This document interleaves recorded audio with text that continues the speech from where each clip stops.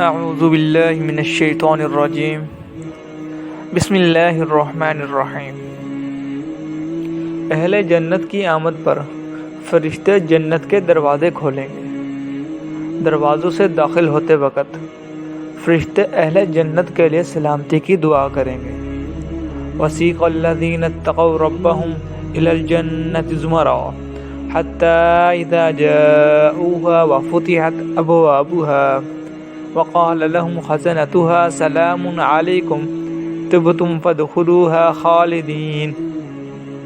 اس آیت کو پھر ایک دفعہ دوبارہ پڑھ لیتے ہیں۔ وسیق الذین اتقوا ربهم الی الجنۃ زمرا حتی اذا جاؤوها وفتحت ابوابها وقال لهم خزنتها سلام علیکم طبتم فادخلوها خالدین۔ متقی لوگوں کو گروہ در گروہ جنت کی طرف لے جائے، یہاں تک کہ جب وہ وہاں پہنچیں گے تو جنت کے دروازے کھولے جا چکے ہوں گے۔ جنت کے خازن فرشتے ان سے کہیں گے، سلام ہو تم پر، بہت اچھے رہے، داخل ہو جاؤ اس جنت میں ہمیشہ ہمیشہ کے لیے۔ سورۃ زمر آیت نمبر 73۔ سب سے پہلا جنت کا دروازہ رسول اکرم صلی اللہ علیہ وآلہ وسلم کے لیے کھولا جائے گا۔ حضرت انس بن مالک رضی اللہ تعالیٰ عنہ کہتے ہیں،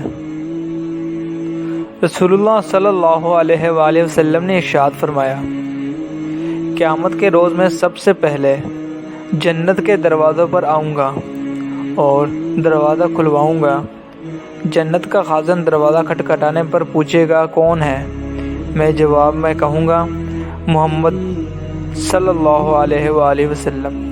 خازن کہے گا، مجھے اسی بات کا حکم دیا گیا تھا کہ آپ صلی اللہ علیہ وآلہ وسلم سے پہلے کسی کے لیے دروازہ نہ کھولو۔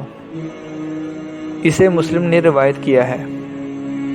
حضرت انس بن مالک رضی اللہ تعالیٰ عنہ کہتے ہیں، رسول اللہ صلی اللہ علیہ وآلہ وسلم نے فرمایا، قیامت کے روز سب سے زیادہ امتی میرے ہوں گے اور میں سب سے پہلے جنت کا دروازہ کھٹکھٹاؤں گا۔ اسے مسلم نے روایت کیا ہے۔ جنت کے 8 دروازے ہیں۔ حضرت سہل بن سعد رضی اللہ تعالیٰ عنہ سے روایت ہے کہ نبی اکرم صلی اللہ علیہ وآلہ وسلم نے ارشاد فرمایا، جنت میں 8 دروازے ہیں، جن میں سے ایک کا نام ریان ہے، جس میں سے صرف روزہ دار ہی داخل ہوں گے۔ اسے بخاری نے روایت کیا ہے۔